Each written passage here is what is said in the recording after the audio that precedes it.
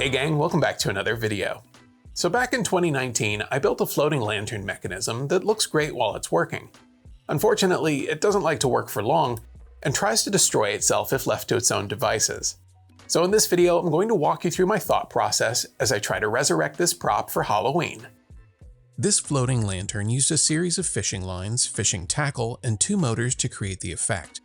But this was short-lived due to constant issues with lines getting tangled or pinched, motors malfunctioning, and eventually the rig breaking down from too much stress. I have some theories about how to fix these problems, but as of now they're just that. But before I can test them out, I'll need to remove some of the materials I'd added to disguise the mechanisms.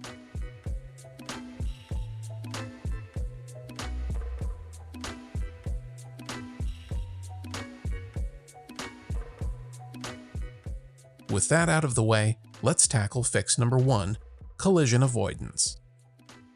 Part of the issue was that the fishing line would often get tangled as the motors rotated.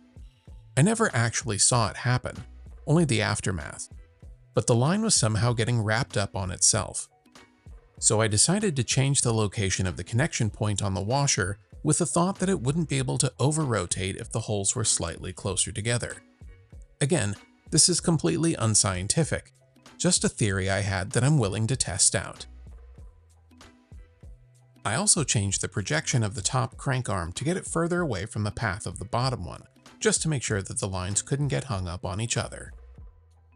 Once the holes were drilled, I reinstalled the crank arms and could move on to fix number 2, smoothing out the floating motion. The previous version of this prop was very temperamental, and any small variance in its assembly would cause the lantern to jerk, thus spoiling the effect. I thought that if I could add in some kind of dampener, in this case some bungee cords, it might smooth out the movement, because the bungee would absorb the shock before it could be transferred to the lantern. So I installed 4 bungee cords to the motors, making sure to pinch them closed, and then I could move on to fix number 3, eliminating pinch points. The fishing line I'm using is very strong, but the constant motion was creating thin channels where it passes through the rear corner posts. So I'm going to remove the tubing that I had originally installed because I thought it would make the pathway smoother.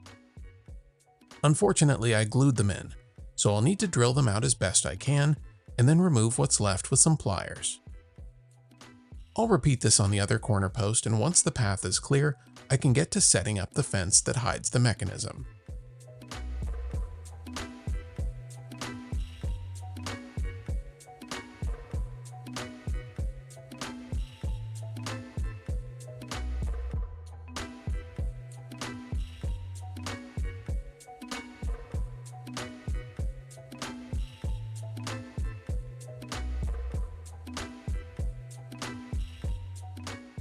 And through the magic of video, the fence is set up and I can get to rigging the lantern.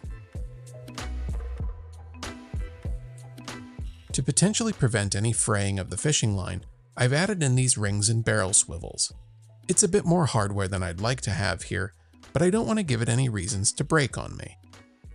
With my fishing line connected to the lantern, I can get to threading the tail ends through the fence posts, with the lines run in an X formation between the 4 corners.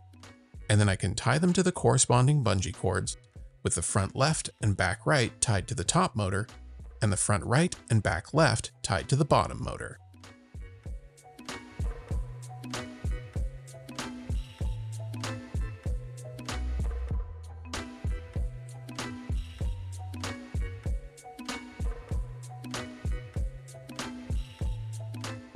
The only thing left to do now is power it up. As you can see, everything is moving, but the bungee cords are preventing the lantern from its full path of movement. They're definitely stretching more than I'd expected, plus the motion isn't smooth. The last straw is that the lower motor won't make a full rotation, so that's a fail on using these bungee cords. So let's go back to the drawing board. Rather than fuss with the cords any further, I decided to set it up without them to see what the motion is like.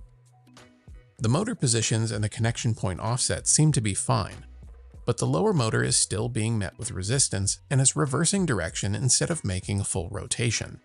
So I either need to lighten the lantern or add some weight to the motor.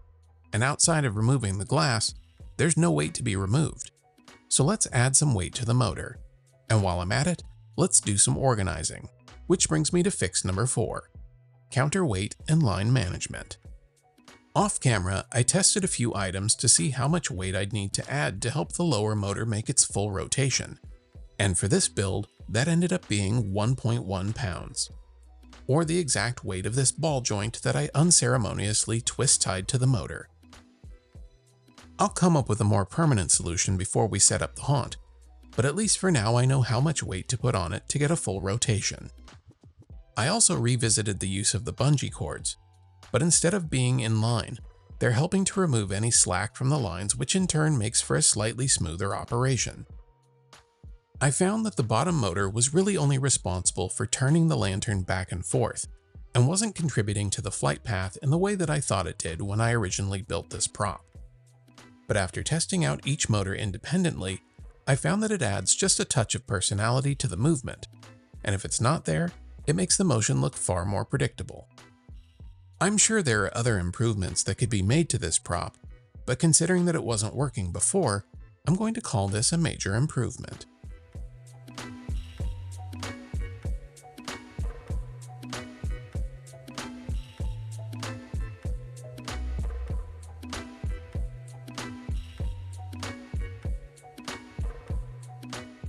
Now only time will tell if these solutions actually fix the problem, but thankfully I've got some time before Halloween to do a bit more stress testing.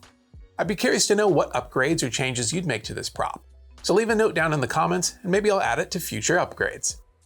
Well, that's gonna do it for this one. Be sure to like and subscribe if you haven't already, but most importantly, go make something.